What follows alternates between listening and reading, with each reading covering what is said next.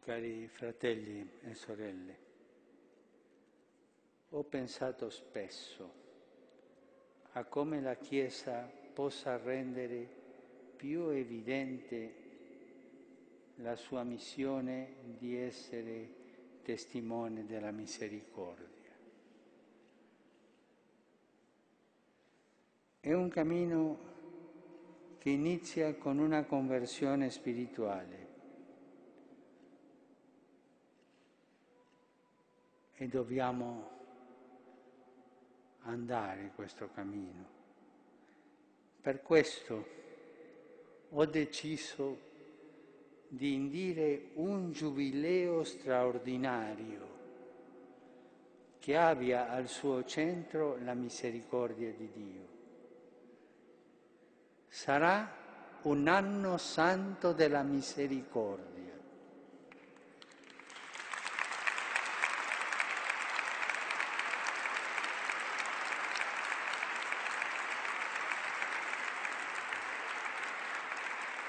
Lo vogliamo vivere alla luce della parola del Signore. Siate misericordiosi come il Padre. E questo specialmente per i confessori. Tanta misericordia. Quest'anno santo inizierà nella prossima solennità dell'Immacolata Concezione e si concluderà il 20 novembre del 2016, domenica di nostro Signore Gesù Cristo, Re dell'universo e volto vivo della misericordia del Padre.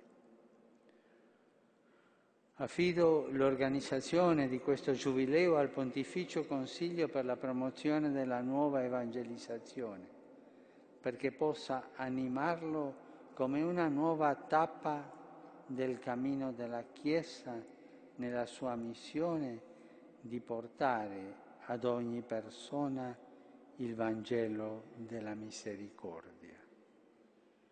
Sono convinto che tutta la Chiesa, che ha tanto bisogno di ricevere misericordia perché siamo peccatori, potrà trovare in questo Giubileo la gioia per riscoprire e rendere feconda la misericordia di Dio con la quale tutti siamo chiamati a dare consolazione ad ogni uomo e ad ogni donna del nostro tempo.